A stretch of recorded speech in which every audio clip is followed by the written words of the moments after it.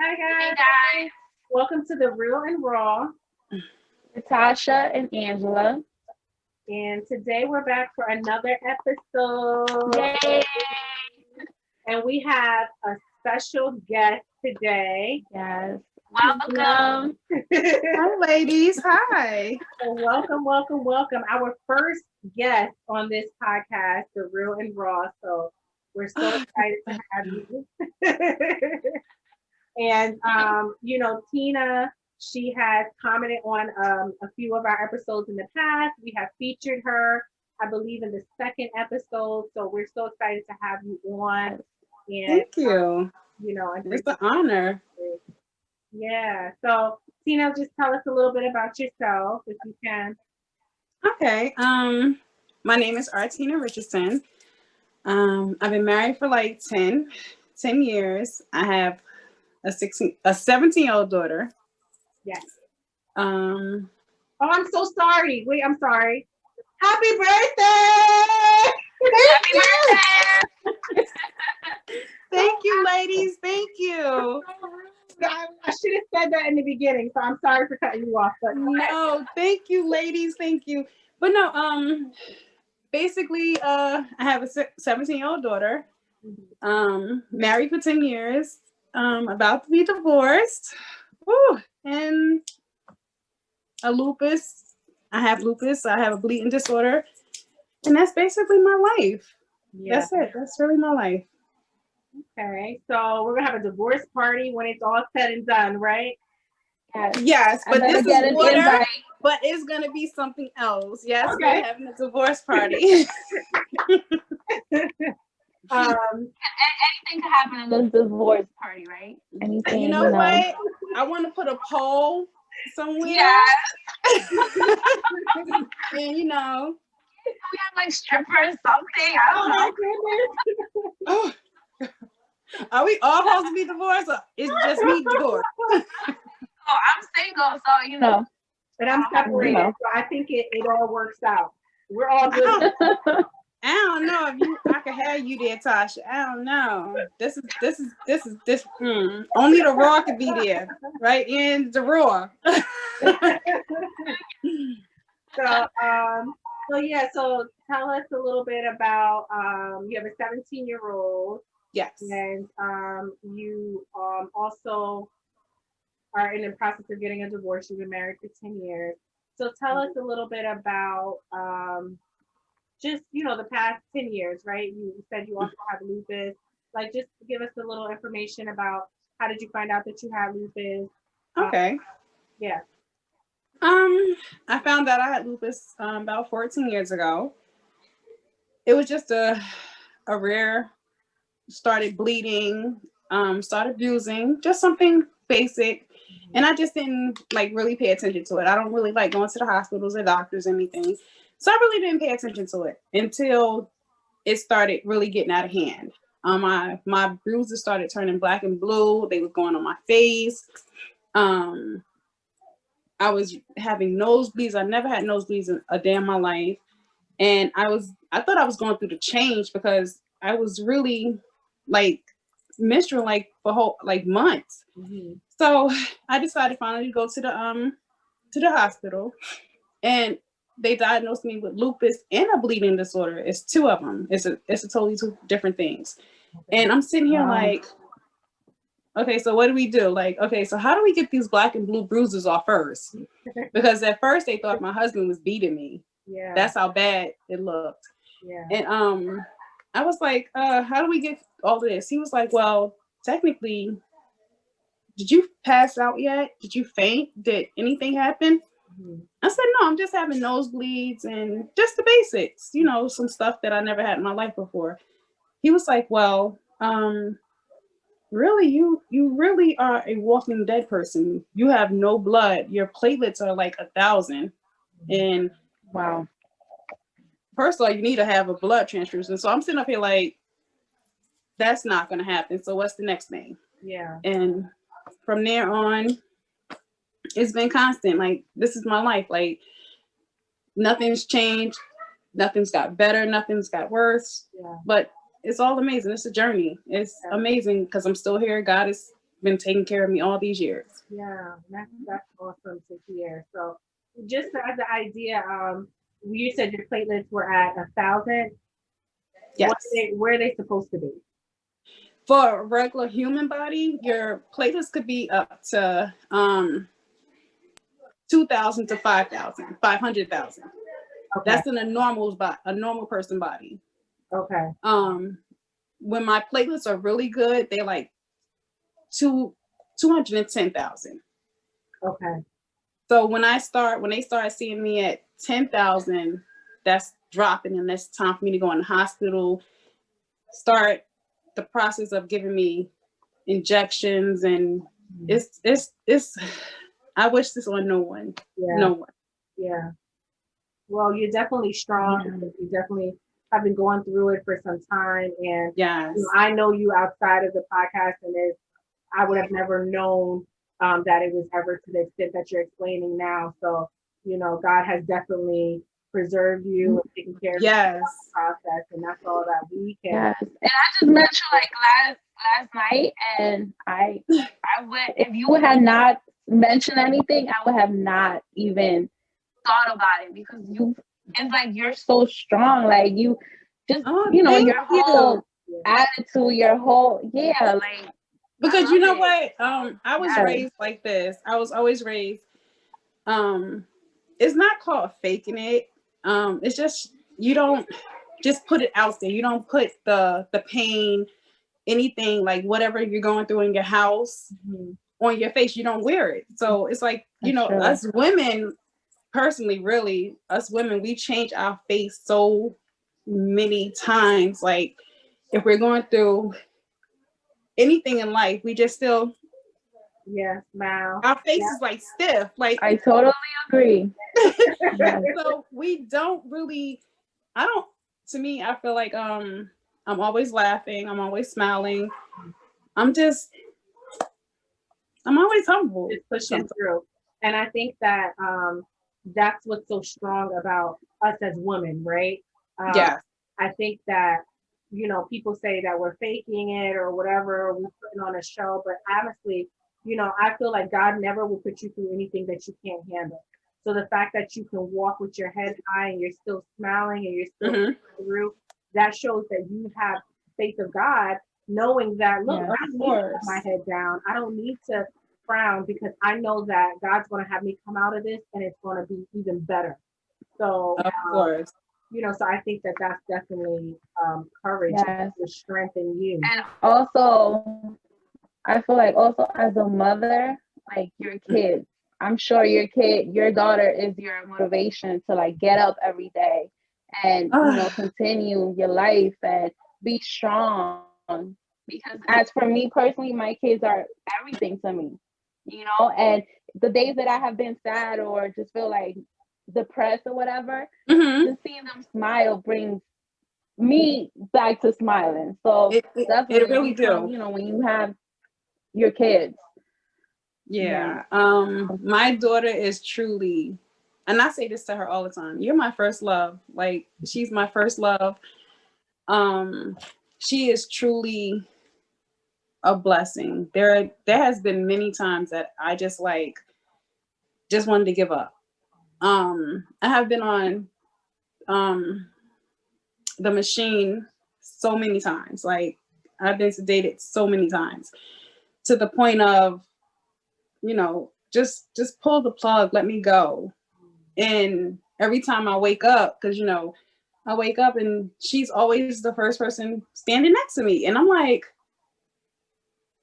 okay, I'm back. I get emotional, right? Because I feel like tears back. Oh my God, I've had an emotional week, so if I start crying, just ignore. I'm sorry if I start crying. So it's like, just to see her, and I'm for real, ladies. I can wake up, and no matter how many people in the room, she's like directly standing over me, like, and people don't understand when you're on I can't think of the machine now. Oh my goodness, my brain is just like blank.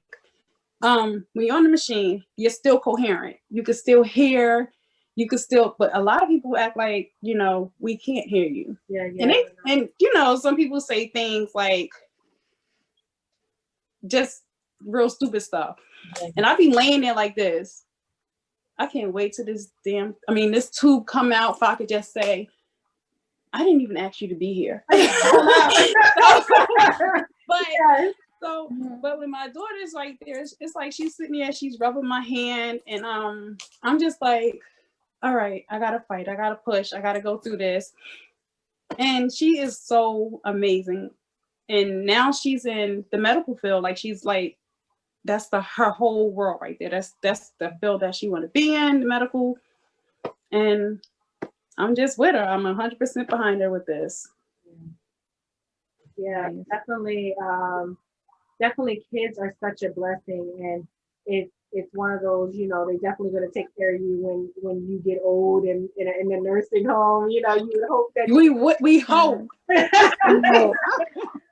We hope. Yeah, we hope. Yeah, because my daughter is doing it right now, so I'm sitting here like, oh, I don't know. She's gonna be like, yeah, I'm gonna sign you up.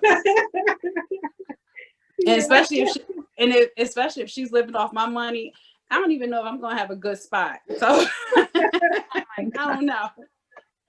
Yeah, so I mean, we could just hope, but I completely get you when you say that. Like, sometimes, you know, and I have 4 children, and my oldest, you know, she's old enough to understand like certain things that of course the younger ones don't. So she's so sympathetic. She's so like, she just takes on, like, she has this empathy for people. And I completely understand what you're saying. Like, that bond, I don't know if that bond I'll ever have with anybody. You won't. That is truly your first love. Yeah, and even when I got married, I don't know if that bond was stronger. You know, my child's bond was definitely stronger. Like, I've always, and that's one of the issues that I've had in my marriage, right? Was that I've always put my children first. And you know, and they say, yeah, husband second, then your kids after. But I really struggle. And me personally, I could not accept that. Yeah, I know that's the Bible way, and that's our ancestors' way. It's supposed to be God. It's like the temple. Yeah. God is at the top, your husband, then your children. It's like, I used to make plates. Okay, this is how I made the food in my house. And in the beginning, when I first got married, I would just make his plate and go give it to him. And then I'm sitting up here like, don't she gotta eat too? So then I started being, you know, equal. I used to make both of the plates at the same time. Yeah. And give them both to him. Mm-hmm. So then I'm sitting here like, she's grateful, he's not. I'm gonna feed her. You know, wow. You know, like, it's time to, like, you're not grateful, so here's your food, honey. And you know, my mindset to that is that, you know, the children didn't ask to be here, right?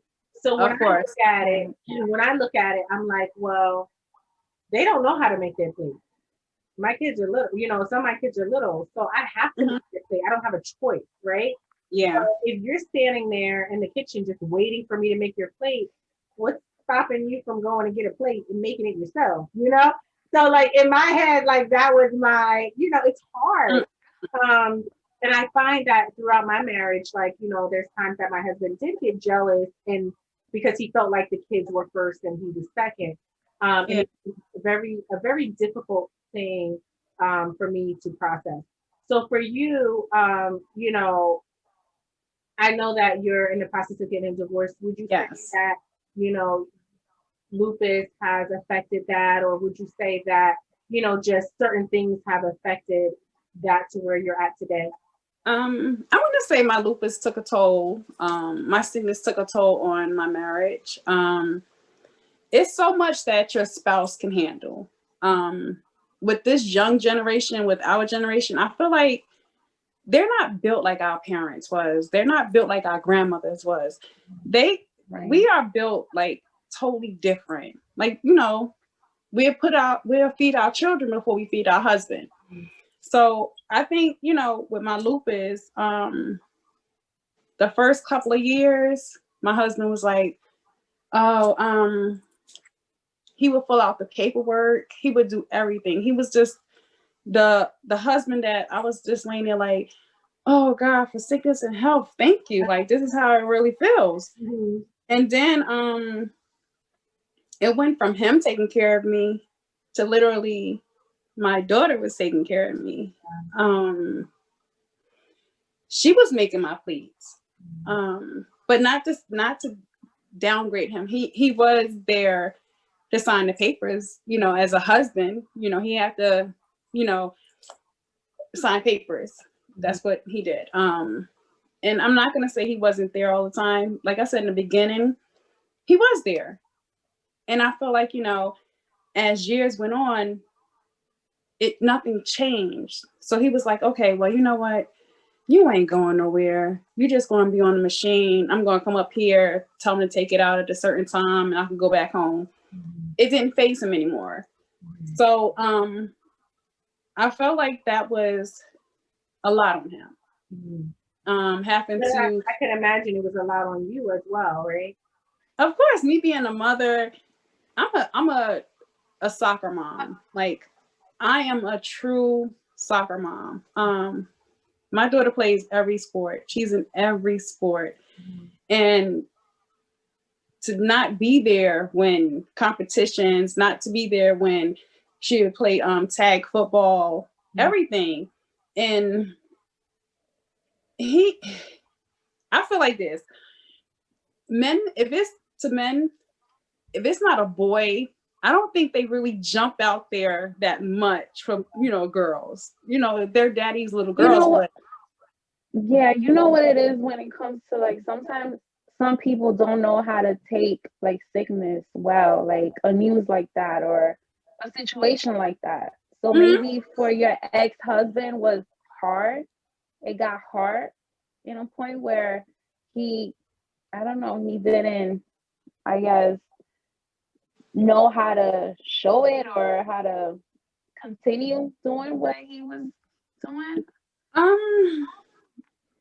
I don't want to say it got hard for him because he wasn't laying there with the tube down the throat that he, you know, I just felt like, you know, all you had to do for me was just sit there. Yeah. And, you know. But that's the hard part. You know, when you love someone, for me, I feel like it's so hard seeing, I'm going to put an example like my mother. Like, it would be hard me seeing her go through that.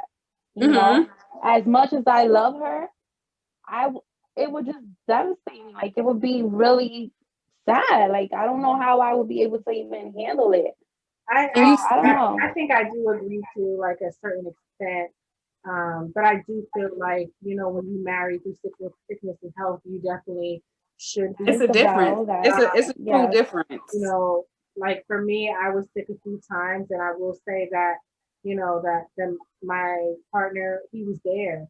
And he was there through the ugly. Like, he had to wipe my butt, he had to take me to the bathroom, he had to do, like, so many things. And it was like, I felt like I was a burden.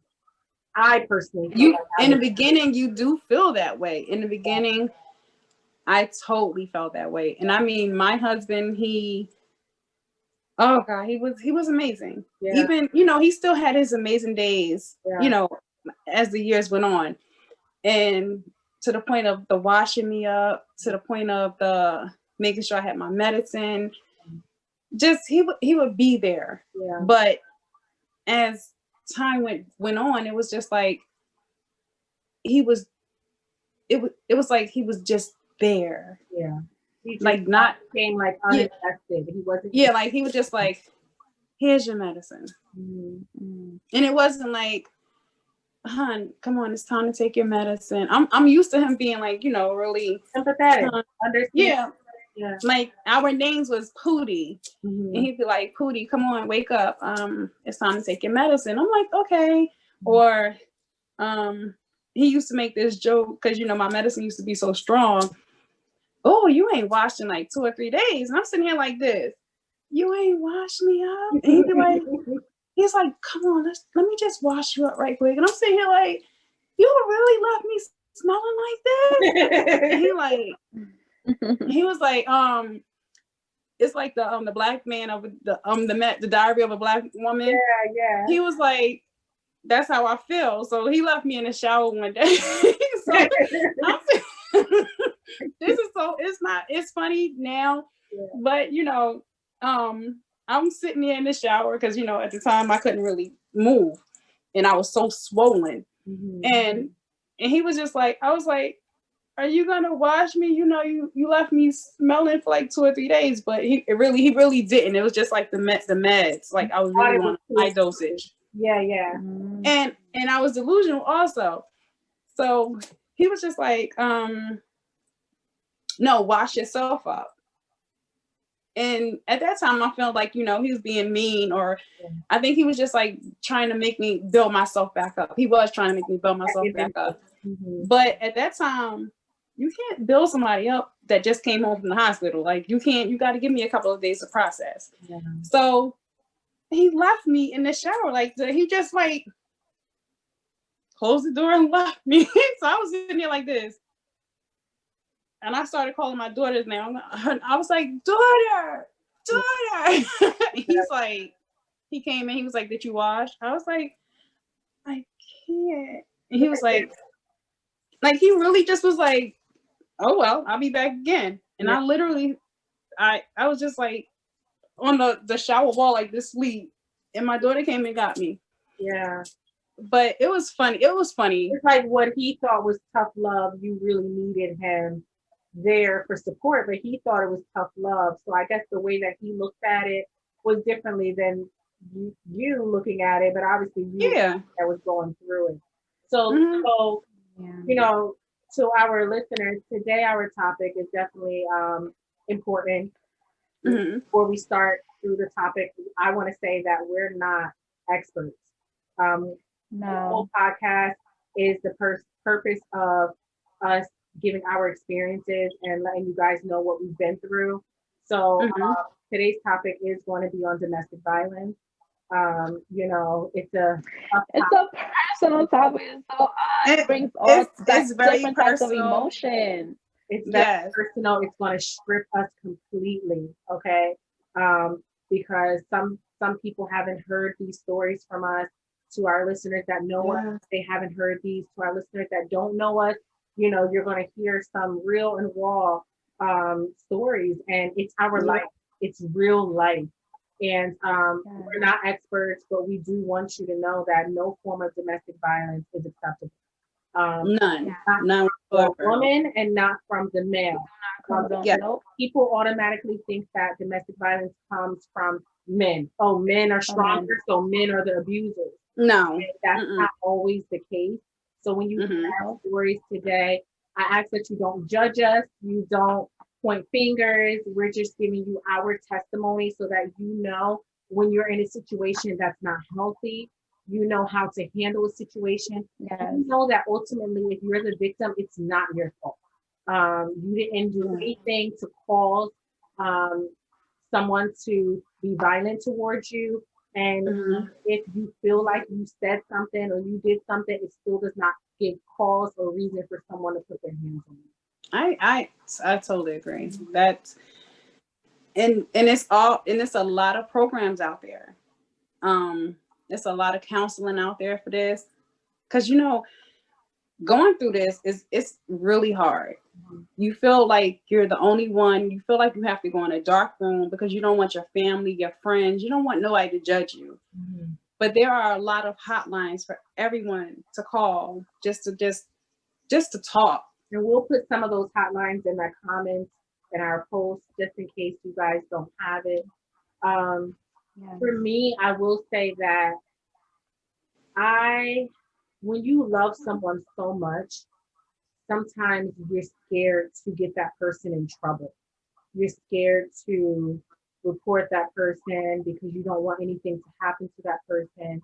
You also are hoping that person's not going to do it again, right? Because essentially when it happens, you're shocked and you're like, wait, this person was just upset. They didn't mean it, and especially when they come back to you and they apologize for doing it, you're like, okay, I get it. This person didn't wake up this morning and say they're going to put their hands on me. Right. but there is a sense of responsibility that needs to be taken. And what I realized is that when it happens once, it will happen again. Right? Yeah. Do you guys It will agree? continue that to it happen. happen? My mom always used to tell me that. Like, if you let a man touch you one time, it's gonna continue. Yeah, Yeah, And that is true. yeah. it is very true. So I Yeah. found myself being a little in denial, right? Because when you think of domestic violence, you think of the person punching you or smacking you in your face, kind of like what you see on TV, right? You see the person smack them or punch them or whatever, and you're like, oh my goodness, like that's domestic violence. So Yeah. my first encounter with domestic violence, the person picked me up from the living room and put me outside of our apartment, right? And I didn't think that was domestic violence. I actually was like, oh, he just picked me up. Like, so I was taking up for him. I was trying to justify it because I was like, he didn't hit me, like he just picked me up and removed me from the house because I was talking too much or, like he just didn't want to hear it. And then that was my first encounter. So do you guys think that that is considered domestic violence? Like, what do you consider violence? I felt like, it all and here it goes again. It all depends. Like, was it like an argument? Like, to him, was it funny to him? No. Was it like, we were arguing? We were yelling. I was talking so much. He did not want to continue the argument. He wanted me to shut up, basically. And so he figured if he removes me from the home and goes back in the house, then I will not be able to speak. I won't be able to I continue. feel like he touched so you. how about this He way? touched you though. He put his hands on you and picked you up and took you outside of the apartment. Mhm. So I feel like it wasn't a punch, it wasn't a hit or something, but he physically touched you. And how he about actually took you out without you wanting to. So it was unwilling. Like Yeah. So I feel like yes, it was. And I also feel like, why didn't he remove himself out the house? Like, Exactly. you don't want to hear me yelling and screaming.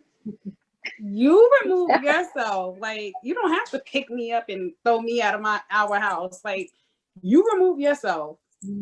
But men don't. Or maybe what could be at one point. Maybe he wanted to be more physical with you, so he was like, you know what? I'm gonna try to control myself and just pick her up and take her out and not even punch her or anything like that. So it all depends. I mean, and see, so for me, for the longest, I was like, I didn't see anything wrong with it. I just figured if sometimes when you're arguing and it gets explosive, sometimes you do need to walk away, right? And I was young at the time, so I didn't know. I was like the type that you can walk in a million different rooms. I'm gonna follow you. Like I'm gonna argue. You will argue. You want that last word. Like I want him to hear me out. I don't want him to shut me up. So then it would be times that we would argue and he would leave the house, right? And that was really the only way to shut me up because he would leave the house. Or times that I would leave the house, but when I found that I would leave the house, I would get in the car and storm off, right? So that I didn't feel like I wanted to do because that's not safe. You storm off, get into a car accident, something happens. So what do you think is the best way when you're in an altercation? What do you think is the best way to diffuse the situation?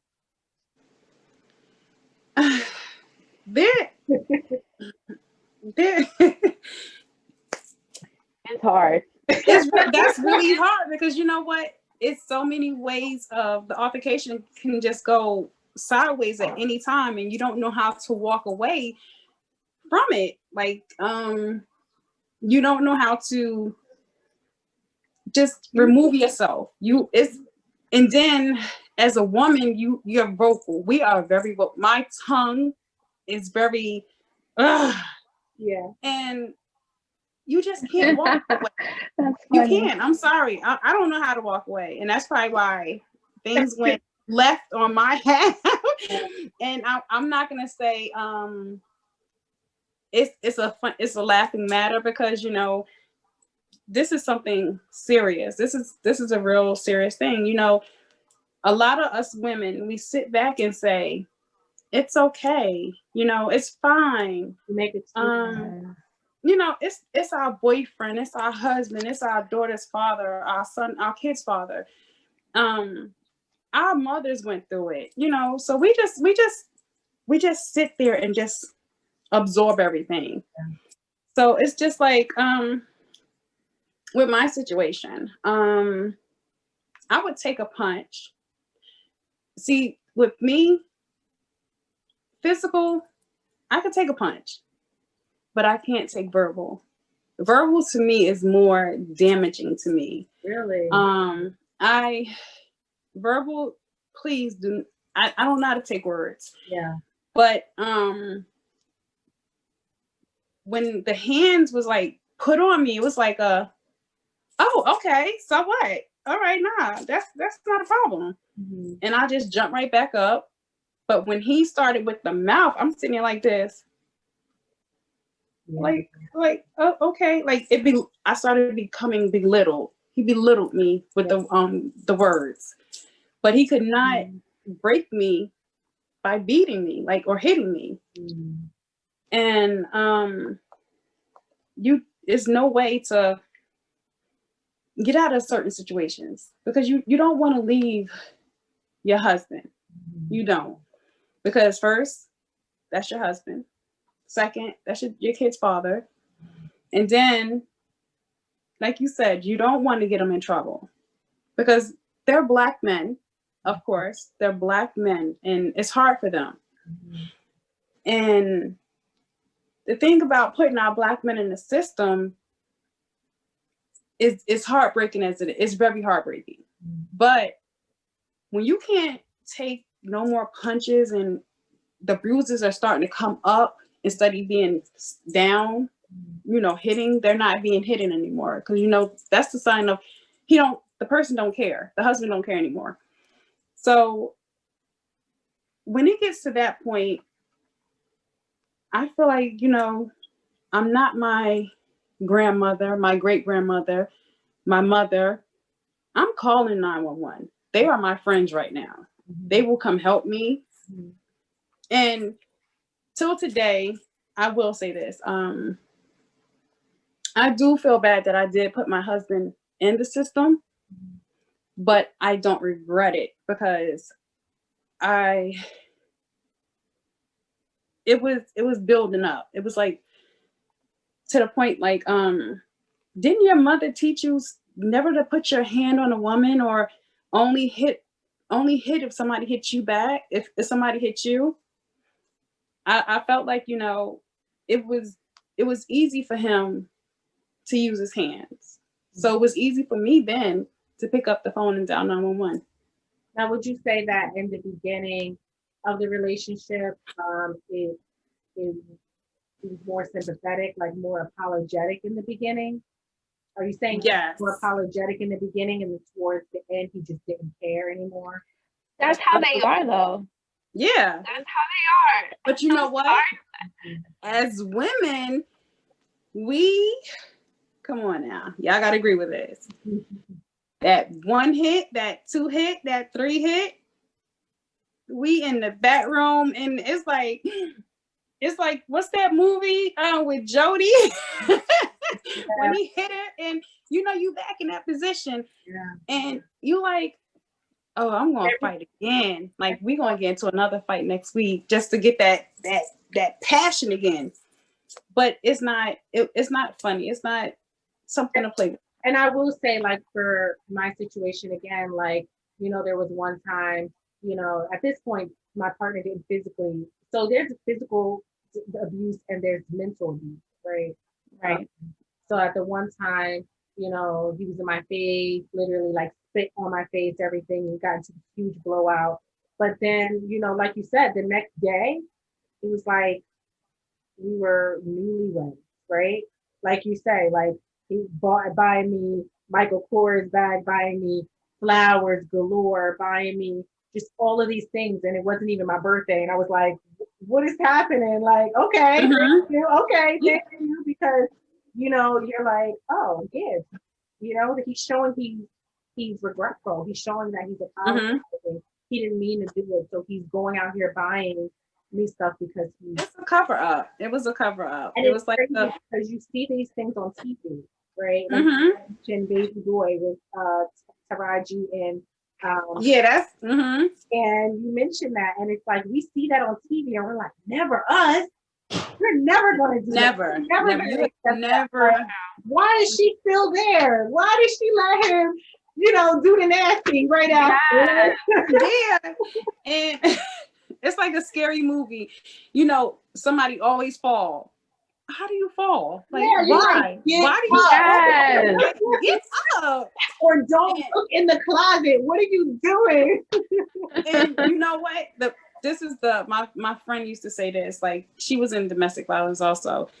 And it's not funny, but you make a joke of it because you putting a Band-Aid over it. I have so many Band-Aids that the store don't even want to sell me no more Band-Aids. So it was to the point that she was just like, she'd come around her, our group, and it felt like we was in a movie because she'd be like, oh, I just ran into the wall. And we would make jokes like, how do you run into the wall? Was the wall dodging and you just like ran into it? Yeah.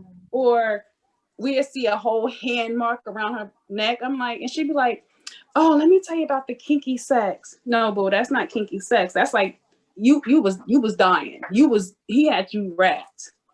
And I would sit there and say, this is my favorite word. Couldn't be me.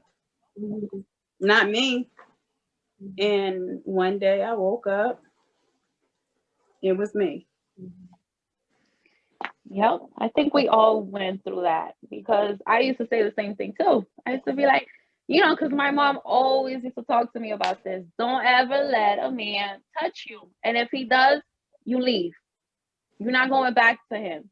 But I got in a situation where for me it's very like touchy because at that moment that the altercation happened, my son was there. My 2-year-old was there. And you know, at that point when this man was like strangling me, like choking me to the point where I couldn't even, I felt like at that moment, I felt like I'm about to start crying. I felt like, yeah, that's like, no lie, like I felt like it was my last day because I was telling him, and I remember, like I will never forget it. I remember telling him, I was trying to talk and tell him, you know, get off of me. And my son, my 2-year-old son, there screaming. And I remember what I did. I just started looking at this guy and I started praying in my head. No lie. I started praying. And somehow this guy let me go. And you know, and after that, I was so in love with this man that at one point, I felt like it was my fault. That it was me, the one who had fault, that I provoked him.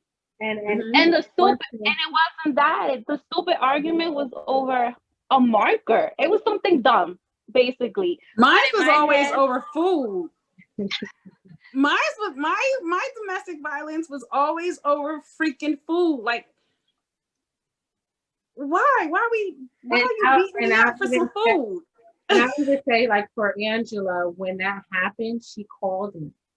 Called her crying. And she called me hysterical. And as a friend, you're like, what is going on? Like, you just, in your mind, you're like, where are you now? Where are you? And she was still there. I was still there. In his apartment. All said and done, she was there on the phone with me, calling me to tell me what happened. He was still there. And the baby was still there. And I was like, why are you still there? Call the police. Leave. And she would be hysterical. And that's why I say that love is like nothing to play around with, because we can go through these things, and because we love the person so much, it, our actions are different, right? So Yeah. Angela also explained when you went to court, right? So then she went to court. She tried to get a restraining order, right? Go ahead and Right. tell your story. I don't want to tell your Yes. story. Yes, because at that moment I didn't involve the cops because, like you said, he's a black man. So obviously I'm the type of female that I don't like to involve police, court, all of that. I don't like that. If Yeah, I I can agree. resolve it outside, okay, let's do it. But I felt bad for him because I was in love. So I decided not to call the cops. And that was my mistake that I did. Because afterwards, this guy had a new girlfriend and they started harassing me. So I tried to go to the court to get a restraining order. And then I Mhm. explained the situation, what happened, that, it was domestic violence, physical, all of that. And the judge was like, you know what? Why you waited so long to come? Why didn't you do a report? Yeah. So So that backfired on me, and Mhm. the I guess the law couldn't really help me. Yeah. You waited too long. So But yeah, so a lot of women wait too long. A lot of yeah. women are so scared that they're going to get killed that they don't do it. And so you Mhm. hear about so many incidents later where the woman's dead because Yeah. the justice yeah, system fails us as women, because we do go and we try to get a restraining order. And because it was late, and for some reason the justice system doesn't understand, they were scared. When domestic violence is yeah, occurring, you're scared. You don't Yeah. You. want, and that should be that should be something that's normal. Like they should understand that and take that Mhm. into consideration. But the same thing they did to Angela, they do to so many women out here. And that's why so many yeah. people do not come out and say, Mhm. police or whatever, that this is what's Even though, let me tell you, a paper doesn't mean that you're safe neither. no. It's So not. No. it Because doesn't that mean. paper, it just says restraining. That's it. Restraining order. Yep. And he don't have to come for you. His family, his friends. Yes. Like in And Angela's situation, the girlfriend. let me tell you something. You had the girlfriend. I had the family, girl. I had the family. And when I mean they not a little family, they like a whole bunch of roaches. Like this is a reunion. Yeah. So when you had one girlfriend, I had 20 people, like 20 family members just like coming after me. Like 20 of them. I'm sitting here like this.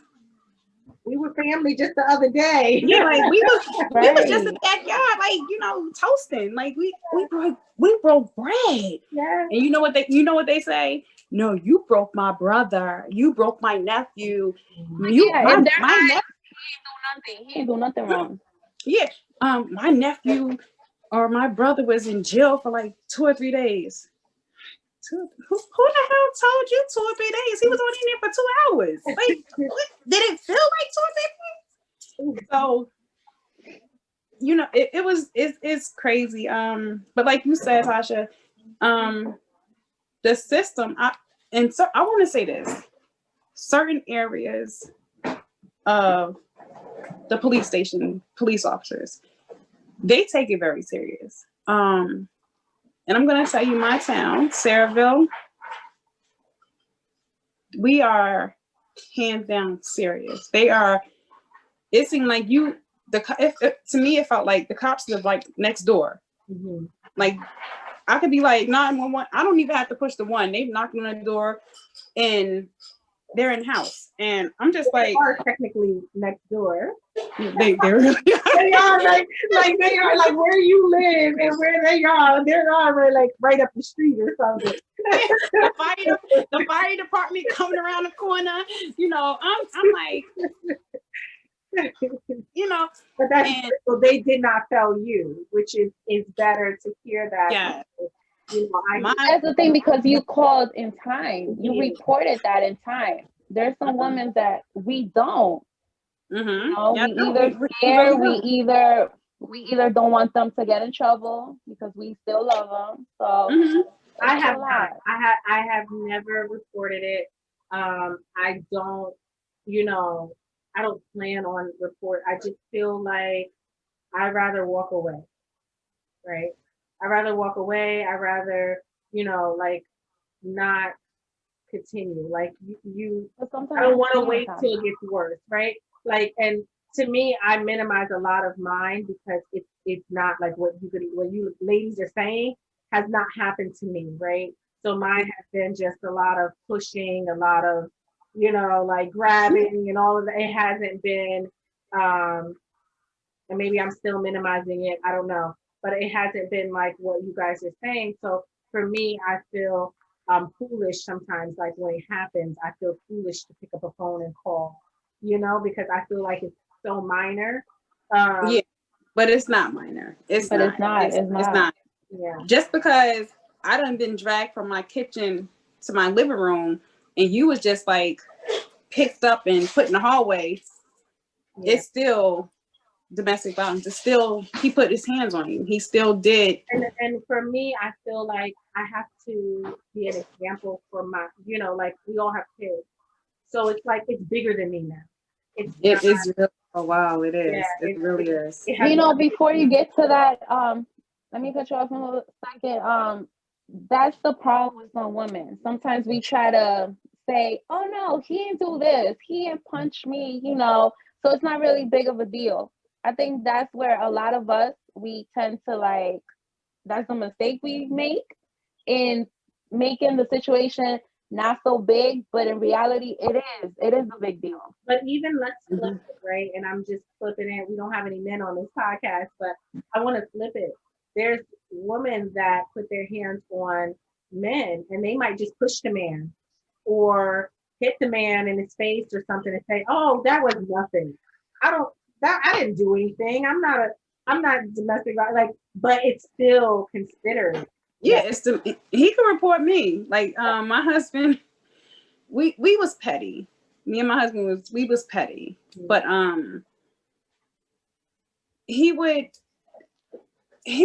say, "Oh, I'm gonna call the cops on you," and I'm sitting there looking at him like, "What you gonna say? You like 500 pounds, and I'm like 180.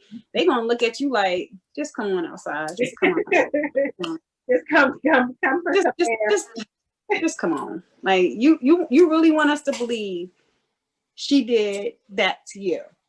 And I'm sitting there like this, the innocent one. But sometimes size doesn't even matter because sometimes the man doesn't want to put their hand. So the man could be bigger, the man could be in a gym, muscle, everything, and their wife is still putting their hands on, or their girlfriend's still putting their hands on them, but the guy is refusing to put their hands back on them. So, And I call that a man. I call that a man. When a man really just sit there and take that punch and take that slap and just be like, I'm just going to go outside, or I'm just going to go in my man's cave. That's a man right there. Yes, That's a true man. I agree. Um, Because now this generation, it's not, this generation won't do that. I tell my No, daughter this generation now, like the man be like, "Okay, if a woman touches me, I'm touching her back." Yeah, I tell my daughter this all the time. But what I had to do, when you hit, be prepared to get hit back. Yeah. And I'm raising sons, so like I noticed that my son, he used to have a really bad temper. Like you do something, or his sister took something of his, or whatever, he'll be in her face, like he's about to put his hands on her. He would be so mad, and he's a kid, and I'm like, where is he seeing this from? Like he has to be seeing it from somewhere, right? So again, like I go back to like, as a parent, you have to protect your children, whether it's not sugarcoating anything and letting the girls know, keep your hands to yourself, right? Or, for the guys, letting them know, like, I don't care how upset she makes you, you don't have a right to put your hands on her. And I think that that's important. And I think that those teachings come from your home, right? And like I said, for your ex-husband, like, you know, you would say, like, I know your mom taught you better than this, right? Because every mother has to have told their son, don't put it in your hands on a female. And not even a mother, their dads. Yeah. Never. But you know what? I say this. My husband is the only child from his mother. I'm the only child from my mom. Oh God, and I know. My daughter, she's the only child. So it's just like boom, boom, boom, only children. Yeah. So I never could see his family, his parents. I could never imagine his father putting his hand on his mother. I could never. So in my head, I never, you didn't get this from your parents. This was somewhere else. Like this That's came true, from but somewhere else. sometimes these men have like all this anger built inside, and even women too, because we're talking about, Mm-hmm. like all this. I feel like it's just anger inside, and just one day you just explode. Mhm.